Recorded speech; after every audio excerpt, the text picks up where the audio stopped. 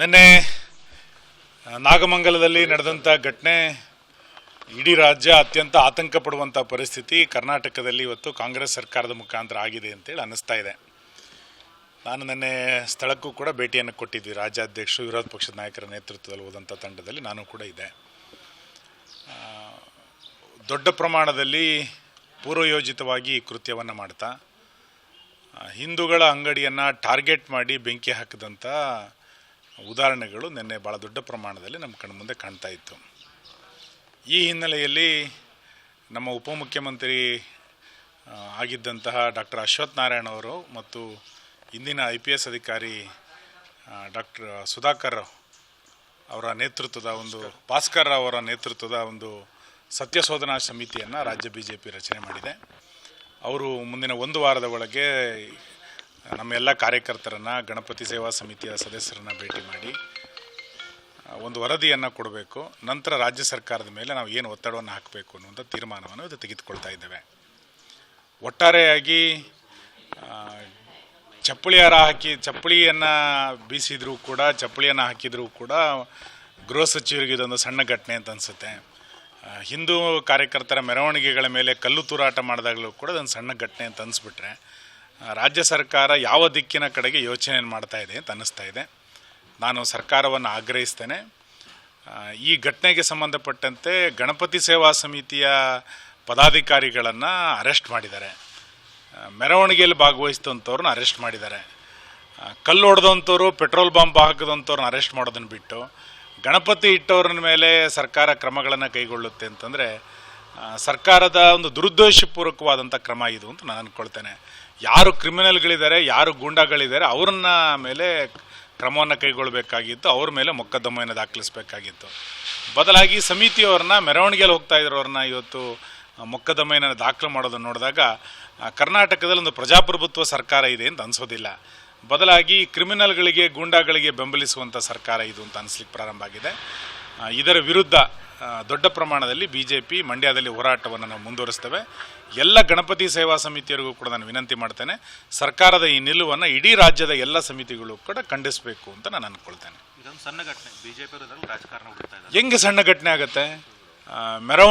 ಗಣಪತಿ ಮೆರವಣಿಗೆ ಮೇಲೆ ಚಪ್ಪಲಿ ಹಾಕಿದ್ದನ್ನು ಸಣ್ಣ ಘಟನೆ ಅಂತ ಕರೀಲಿಕ್ಕಾಗತ್ತಾ? ಈ ರೀತಿ ಯಾವುದೋ ಮುಸಲ್ಮಾನರ ಈದ್ ಮಿಲಾದ್ಗೆ, ಬಕ್ರೀದಿನ ಮೆರವಣಿಗೆ ಮೇಲೆ ರಾಜ್ಯದಲ್ಲಿ ಒಂದು ಕಲ್ಲೆಲ್ಲರೂ ಒಂದು ಕಡೆ ಬಿದ್ದಿದೆಯಾ? ಗಣೇಶೋತ್ಸವದ ಮೇಲೆ ಮಾತ್ರ ಕಲ್ಲು ಬೀಳುತ್ತೆ ಅಂತಂದರೆ ಇದೊಂದು ಪೂರ್ವಯೋಜಿತವಾಗಿ ಕರ್ನಾಟಕವನ್ನು ಇನ್ನೊಂದೆಲ್ಲೋ ತಾಲಿಬಾನ್ ಮಾಡಲಿಕ್ಕೆ, ಕರ್ನಾಟಕವನ್ನು ಇನ್ನೊಂದು ಬಾಂಗ್ಲಾ ಮಾಡಲಿಕ್ಕೆ ಹೊರಟಿರುವಂಥ ಒಂದು ಹುನ್ನಾರ ಇದು. ಇದನ್ನು ಸಣ್ಣ ಘಟನೆ ಅಂತೇಳಿ ಹಿಂದೂ ಸಮಾಜ ಯಾವತ್ತೂ ಕೂಡ ಅಂದ್ಕೊಳ್ಳಿಕ್ಕೆ ಸಾಧ್ಯ ಇಲ್ಲ. ಈಗ ಒಂದಷ್ಟು CCTV ಫುಟೇಜ್ಗಳು ಬಂದಿದ್ದಾವೆ, ಮುಂಚಿತವಾಗಿಯೇ ಒಂದಷ್ಟು ಕಲ್ಲುಗಳನ್ನ ಶೇಖರಣೆ ಮಾಡಿ. ಅದನ್ನೇ ಹೇಳಿದ್ದು ನಿಮಗೆ, ಪೆಟ್ರೋಲ್ ಬಾಂಬ್ ಅನ್ನೋಂಥ ಒಂದು ತಯಾರಿಯನ್ನು ಮಾಡುವುದು ಇದು ಸುಲಭದ ವಿಷಯ ಅಲ್ಲ. ಇದನ್ನು ಭಾಳ ವ್ಯವಸ್ಥಿತವಾಗಿ ಮಾಡಿದ್ದಾರೆ ಮತ್ತು ಹಿಂದೂ ಅಂಗಡಿಗಳ ರೋಲಿಂಗ್ ಶೆಟ್ಟರ್ಗಳನ್ನು ಓಪನ್ ಮಾಡಿ ಅದರೊಳಗೆ ಪೆಟ್ರೋಲ್ ಬಾಂಬ್ಗಳನ್ನು ಹಾಕಿದ್ದಾರೆ ಅಂತಂದರೆ ಭಾಳ ವ್ಯವಸ್ಥಿತವಾದಂಥ ಒಂದು ತಯಾರಿ ಇದು. ಸರ್ಕಾರಕ್ಕೆ ಇದು ಗೊತ್ತಿತ್ತು. ಪೊಲೀಸ್ ಇಲಾಖೆ ಏನಾಗಿತ್ತು? ಪೆಟ್ರೋಲ್ ಬಾಂಬ್ಗಳನ್ನು ಸ್ಟಾಕ್ ಮಾಡುವಷ್ಟರ ಮಟ್ಟಿಗೆ ಪೊಲೀಸ್ ಇಲಾಖೆ ಯಾಕೆ ಮೌನ ವಹಿಸಿತ್ತು? ಗಣೇಶೋತ್ಸವದ ಮೆರವಣಿಗೆ ಹೋಗೋ ದಾರಿನಲ್ಲಿ ಕಲ್ಲುಗಳನ್ನು ಸ್ಟಾಕ್ ಮಾಡಬೇಕಾದ್ರೆ ಪೊಲೀಸ್ ಇಲಾಖೆ ಯಾಕೆ ಗೊತ್ತಿರಲಿಲ್ಲ? ಈ ಎಲ್ಲ ಹಿನ್ನೆಲೆ ಏನು ಅನ್ನಿಸ್ದಾಗ ಅನಿಸುತ್ತೆ, ಗೂಂಡಾಗಳಿಗೆ, ಮುಸಲ್ಮಾನ್ ಗೂಂಡಾಗಳು ಏನು ಮಾಡಿದರೂ ಕೂಡ ಪೊಲೀಸ್ ಇಲಾಖೆಗೆ ಒಂದು ಮೌಖಿಕವಾದಂಥ ಆದೇಶವನ್ನು ಈ ಸರ್ಕಾರ ಕೊಟ್ಟಿರ್ಬೋದು. ಮುಸಲ್ಮಾನರು ಏನು ಮಾಡಿದರೂ ಕೂಡ ಮೌನ ವಹಿಸಬೇಕು ಅನ್ನುವಂಥ ಮೌಖಿಕ ಆದೇಶವನ್ನು ಬಹುಶಃ ಗೃಹ ಸಚಿವರು ಕೊಟ್ಟಿದ್ದರ ಪರಿಣಾಮವಾಗಿ ಶಿವಮೊಗ್ಗದಲ್ಲಿ ಘಟನೆ ನಡೆಯುತ್ತೆ, ಹುಬ್ಬಳ್ಳಿಯಲ್ಲಿ ಘಟನೆ ನಡೆಯುತ್ತೆ, ಮಂಡ್ಯದಲ್ಲಿ ಘಟನೆ ನಡೆಯುತ್ತೆ, ಕೋಲಾರದಲ್ಲಿ ಘಟನೆ ನಡೆಯುತ್ತೆ. ಇದೆಲ್ಲದಕ್ಕೂ ಕಾರಣ ಏನು ಅಂತಂದರೆ ಸರ್ಕಾರದ ಭಾಳ ದೊಡ್ಡ ಪ್ರಮಾಣದ ಮೃದು ಧೋರಣೆ, ಗೂಂಡಾ ರಾಜ್ಯವನ್ನು ಮಾಡಲಿಕ್ಕೆ ಸರ್ಕಾರ ಹೆಜ್ಜೆಯನ್ನು ಇವತ್ತು ಇಡ್ತಾ ಇದೆ. ಒಂದು FIR ಅನ್ನು ನೋಡಿದಂಥ ಸಂದರ್ಭದಲ್ಲಿ ಹಿಂದೂಗಳೇ ಅದಕ್ಕೆ ಪ್ರಚೋದನೆ ಕೊಟ್ಟರು, ಹಿಂದೂಗಳ ಪ್ರಚೋದನೆಯಿಂದ ಇದೆಲ್ಲ ಆಯಿತು. ಸರ್ಕಾರ ಇವತ್ತು ಇದನ್ನು ಸಣ್ಣ ಘಟನೆ ಅಂತ ಹೇಳಿದ ನಂತರನೇ ಮುಗಿದೋಯ್ತು. ಪಾಕಿಸ್ತಾನ್ ಜಿಂದಾಬಾದ್ ಅಂತೇಳಿ ವಿಧಾನಸಭೆ ಒಳಗೆ ಘೋಷಣೆ ಕೂಗಿದಾಗ ಆ ಥರ ಕೂಗಲೇ ಇಲ್ಲ ಅಂತೇಳಿ ಸರ್ಕಾರ ಸಮರ್ಥನೆಯನ್ನು ಮಾಡ್ಕೊಂಡಿತ್ತು. ಅಂದರೆ ಮುಸಲ್ಮಾನರು ಏನು ಮಾಡಿದರೂ ಕೂಡ ಅದು ಸರಿ, ಅದು ತಪ್ಪಲ್ಲ ಅನ್ನುವಂಥದ್ದು. ಹಿಂದೂ ಯುವಕರು ಏನಾರು ಒಂದು ಸಣ್ಣ ಘೋಷಣೆ ಕೂಗಿದ್ರು ಕೂಡ ಅದು ಭಾಳ ದೊಡ್ಡ ಅಪರಾಧ ಅನ್ನುವಷ್ಟರ ಮಟ್ಟಿಗೆ ಸರ್ಕಾರದ ಆಶಯ ಇವತ್ತು ಆಗಿರುವಂಥದ್ದು ದುರಂತದ ಸಂಗತಿ. ಸರ್, ಇವಾಗ ಕಾಂಗ್ರೆಸ್ನಲ್ಲಿ CM ಕಿತ್ತಾಟ ನಡೀತಾ ಇದೆ. ಈಗಾಗಲೇ ಹಗರಣಗಳಲ್ಲಿ ಮುಳುಗೋಗಿರುವಂಥ ಸರ್ಕಾರ. ನಾವು ಇದನ್ನು ಹಗರಣಗಳ ಸರ್ಕಾರ ಅಂತಲೇ ಇದನ್ನು ಕರೀತಾ ಇದ್ದೀವಿ. ದಲಿತರ ಹಣವನ್ನು ನುಂಗಿದಂಥ ಸರ್ಕಾರ, ದಲಿತರ ಮೀಸಲಾತಿಯನ್ನು ಕಿತ್ಕೊಳ್ಳಿಕ್ಕೆ ಹೊರಟಿರುವಂಥ ಪಾರ್ಟಿ ಇದು. ಸಿದ್ದರಾಮಯ್ಯನವ್ರನ್ನ ಕೆಳಗಿಳಿಸಲಿಕ್ಕೆ ಅವ್ರ ಪಾರ್ಟಿನಲ್ಲಿ ಭಾಳ ದೊಡ್ಡ ಪ್ರಮಾಣದಲ್ಲಿ ಷಡ್ಯಂತ್ರಗಳು ನಡೀತಾ ಇದೆ ಅಂತೇಳಿ ವರದಿ ಆಗ್ತಾ ಇದೆ. ಜಿಲ್ಲೆಗಳಲ್ಲಿ ಒಬ್ಬ ಮುಖ್ಯಮಂತ್ರಿಗಳ ಅಭ್ಯರ್ಥಿಗಳು ಹುಟ್ಕೊಳ್ಳಿಕ್ಕೆ ಶುರು ಮಾಡಿದ್ದಾರೆ. ಕರ್ನಾಟಕದ ಕಾಂಗ್ರೆಸ್ನಲ್ಲಿ ಪ್ರತಿ ಜಿಲ್ಲೆಗೊಬ್ಬ ಮುಖ್ಯಮಂತ್ರಿ ಆಗುವಂಥ ಪರಿಸ್ಥಿತಿ ಇವತ್ತು ನಿರ್ಮಾಣ ಆಗಿದೆ. ಆಡಳಿತ ಯಂತ್ರ ಕಳೆದ 1.5-2 ತಿಂಗಳಿಂದ ಸಂಪೂರ್ಣ ಕುಸಿದು ಬಿದ್ದಿದೆ. ಪ್ರವಾಹದ ಪರಿಸ್ಥಿತಿಯನ್ನು ಕೇಳೋರಿಲ್ಲ. ಅತಿ ಮಳೆ ಆಗಿರುವಂಥ ಪರಿಸ್ಥಿತಿಗಳಲ್ಲಿ ತೋಟಗಾರಿಕೆ ಬೆಳೆಗಳನ್ನು ನೋಡೋರಿಲ್ಲ.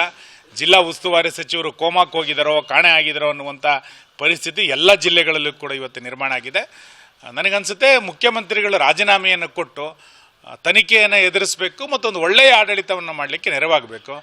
BJP ಯಾವುದೇ ಕಾರಣಕ್ಕೆ ಸರ್ಕಾರವನ್ನು ಅಭದ್ರ ಮಾಡುವಂಥ ಕಾರ್ಯಕ್ಕೆ ನಾವಂತೂ ಕೈ ಹಾಕೋದಿಲ್ಲ. ನಮ್ಮ ಒಂದೇ ಒಂದು ಬೇಡಿಕೆ, ಹಗರಣಗಳನ್ನು ಮಾಡಿರುವಂಥ ಸಿದ್ದರಾಮಯ್ಯ ರಾಜೀನಾಮೆಯನ್ನು ಕೊಡಬೇಕು, ತನಿಖೆಯನ್ನು ಎದುರಿಸಬೇಕು ಅಂತ ಅಷ್ಟೇ. Thank you.